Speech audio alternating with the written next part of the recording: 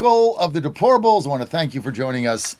As always, President Trump on Friday, that was just magnificent. What just absolutely came back at him, and they can't do anything about it.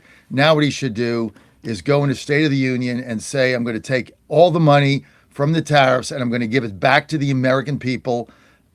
I'm going to make an income cap of 120,000 and I'm going to divide it up and everybody's getting the check. And then Wall Street, you can sue the people. You can sue the workers for your money back.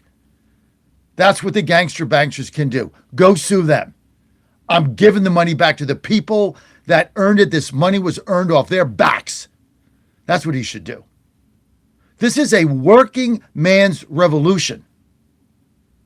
And no one in the media can frame it because half the people on our side don't even agree with the tariffs because they don't understand the power of them. And that we have been able to get all these jobs back and wages are going up. Why are they going up? Because you can't ship your jobs to Indonesia. You can't rely on slave labor. This is why our steel industry came back. This is why lumber is coming back. This is why dairy is coming back. And this has nothing to do with price increases because I told you from the beginning, those that want to sell goods and services here will have to pay the cover charge of 10% or don't do it. Well, they have to because they need access to our consumer. So what happens? They cut their margin. If their margin is 3% or 7%, it's now 2%. Not my friggin' problem. And if you really want to avoid the tariffs, you build your factories here.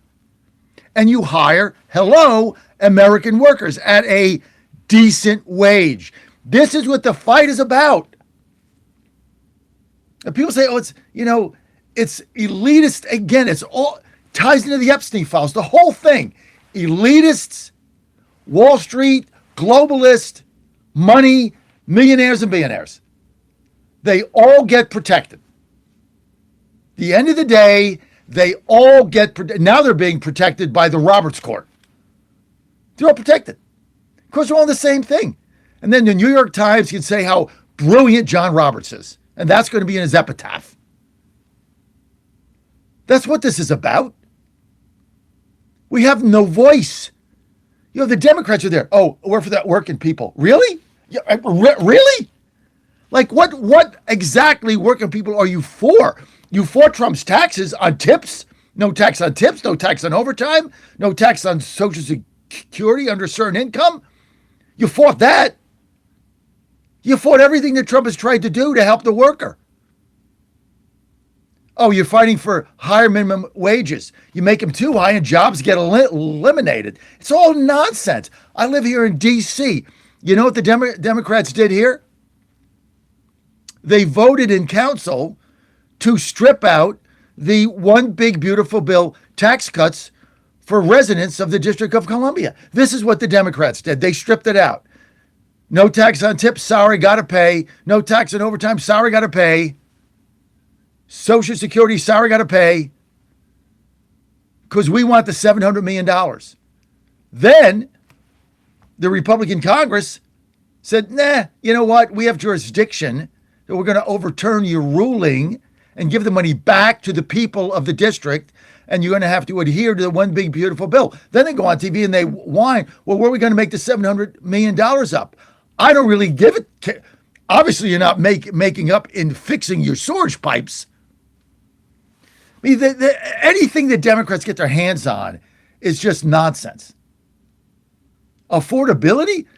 Scott Surville, Senate leader in Virginia, I couldn't even read it, comes out with a email yesterday. Here's our affordability budget.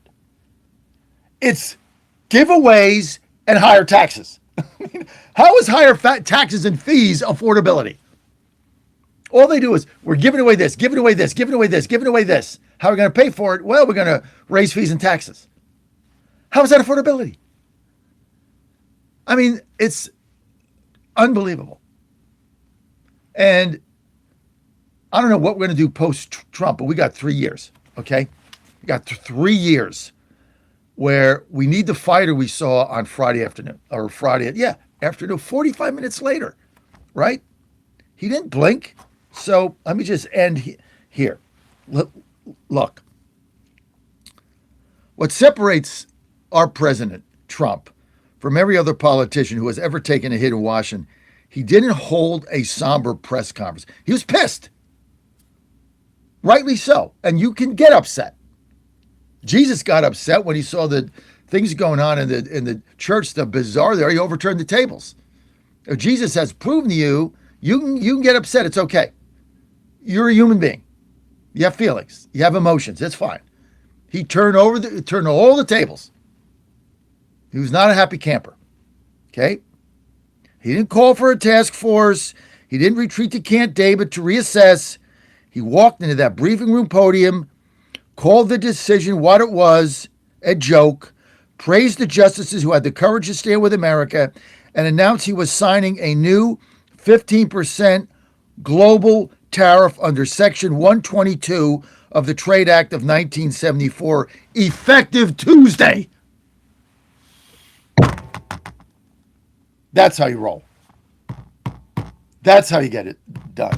John Goodman, Florida, next. Keep it right here.